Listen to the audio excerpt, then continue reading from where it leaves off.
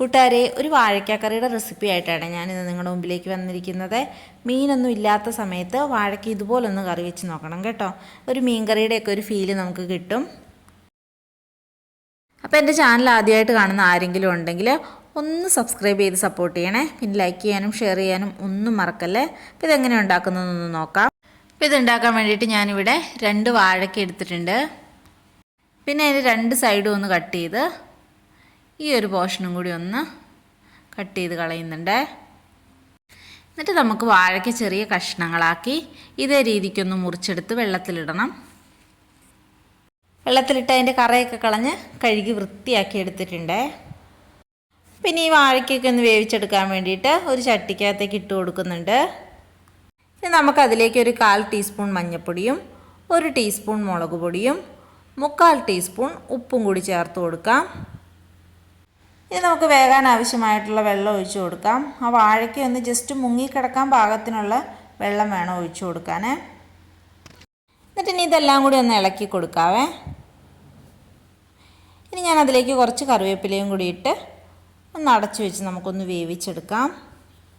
അപ്പോൾ ഈ വാഴയ്ക്ക വെന്ത് വരുന്ന സമയം കൊണ്ട് നമുക്കൊരു അരപ്പ് തയ്യാറാക്കാൻ വേണ്ടിയിട്ട് ഒരു മിക്സിയുടെ ജാറിലേക്ക് ഞാനൊരു കപ്പ് നിറയെ തന്നെ ചിരകിയ തേങ്ങയും പിന്നെ ഒരു 2 വലിയ വെളുത്തുള്ളിയും ഒരു 10 അല്ലി ചുവന്നുള്ളിയും പിന്നെ ഒരു 6 കാന്താരി മുളകും, നല്ല എരിവുള്ള കാന്താരി മുളകാണ്, പിന്നെ ഒരു 2 പിഞ്ച് ഉലുവയും ഒരു കളറിന് വേണ്ടിയിട്ട് 2 പിഞ്ച് മഞ്ഞൾപ്പൊടിയും ചേർത്ത് കുറച്ച് വെള്ളം ഒഴിച്ച് ഒന്ന് ചതച്ചെടുത്തിട്ട് വരാം.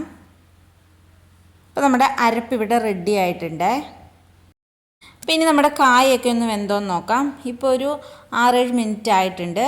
അപ്പോൾ നമ്മുടെ കായൊക്കെ നല്ലപോലെ തന്നെ വെന്ത് വന്നിട്ടുണ്ട്. ഇനി ഇതിലേക്ക് ഞാനൊരു 2 കഷ്ണം കുടംപുളി വെള്ളത്തിലിട്ട് വെച്ചിട്ടുണ്ടായിരുന്നു, അതും കൂടി ചേർത്ത് കൊടുക്കുന്നുണ്ട്. എന്നിട്ടൊന്ന് ഇളക്കി കൊടുത്ത ശേഷം ഒരു മിനിറ്റ് ഒരു ലോ ഫ്ലെയിമിൽ ഒന്ന് മൂടി വെച്ച് ഒന്നും കൂടി വേവിക്കാം. ഇനി 1 മിനിറ്റിന് ശേഷം മൂടിയൊക്കെ തുറന്ന് നോക്കി നമുക്ക് ആ ചതച്ച് വെച്ചിരിക്കുന്ന അരപ്പ് ഇതിലേക്ക് ചേർത്ത് കൊടുക്കാം.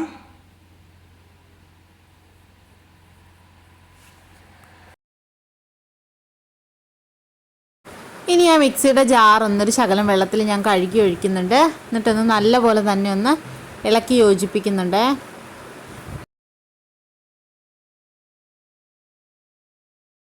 അപ്പോൾ ഈ അരപ്പൊക്കെ ഒന്ന് തിളച്ച് കുറുകുന്ന സമയത്ത് നമുക്ക് 2 ടേബിൾ സ്പൂൺ വെളിച്ചെണ്ണ കൂടി ചേർത്ത് കൊടുത്തിട്ട് ഒന്ന് ഇളക്കിയെടുക്കണം. ഇപ്പോൾ ആ വെളിച്ചെണ്ണയുടെയും കുടംപുളിയുടെയും ഒക്കെ നല്ലൊരു സ്മെല്ല് വരുന്നുണ്ട്. അപ്പോൾ നമ്മുടെ മീൻകറിയുടെയൊക്കെ ആ ഒരു ടേസ്റ്റ് തരുന്ന വാഴയ്ക്ക കറി ഇവിടെ റെഡി ആയിട്ടുണ്ട്. ചോറിൻ്റെയൊക്കെ കൂടെ കൂട്ടാൻ അടിപൊളിയാണ് കേട്ടോ. അപ്പോൾ എല്ലാവരും ഇതൊന്ന് ട്രൈ ചെയ്ത് നോക്കിയിട്ട് അഭിപ്രായം പറയണേ. വീണ്ടും നല്ലൊരു വീഡിയോ ആയിട്ട് കാണുന്നത് വരെ ബൈ.